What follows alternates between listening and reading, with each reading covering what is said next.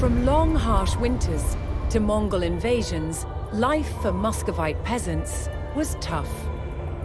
But they had one crop that was vital to their survival: rye.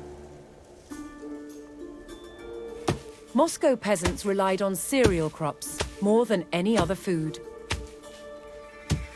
To separate the grain from the straw, cereals had to be threshed with a flail. This tool could also be repurposed for battle. When the Grand Prince called upon peasants to serve in the army, they would have become armed with their tools of the trade, their pitchforks and their pikes, but chief amongst their weapons would be the flail. Farming crops in a land that was covered in snow for 6 months of the year was challenging.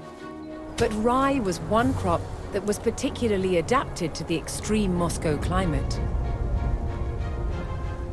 The thing about rye is it's incredibly hardy. If you can sow it in autumn, it'll grow through the winter months, even with a covering of snow on the ground. Now, Russia is famous for its long, cold winters, but it also gets very hot and dry summers, and it's in those drought conditions that rye also thrives. And it's for that reason that a majority of Moscow peasants were growing this stuff. But they didn't get to keep all of their crop. The largest rye grains were given to the Grand Princes as tax, while the rest would be used to make bread, or malted to make a nourishing, non-alcoholic drink, Kvass. It's super easy to make and cheap, really cheap. It's great for helping tired muscles recover, and it's just quite refreshing, and also helps control infections. Muscovite soldiers drank Kvass as part of their daily rations. It's made by first adding ground malted rye to boiling water.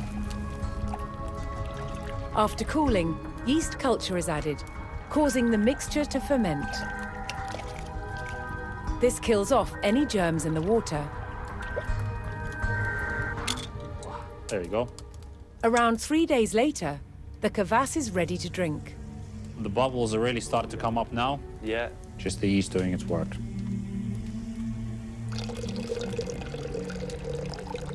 На здоровье.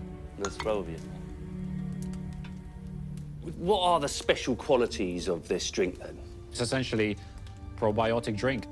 It has a lot of B vitamins, and it has lactic acid, which is great for recovering from hard labor.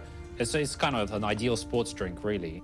And with rye so easy to grow, you can see how this was the sort of saviour, if you like, of the Moscow peasantry.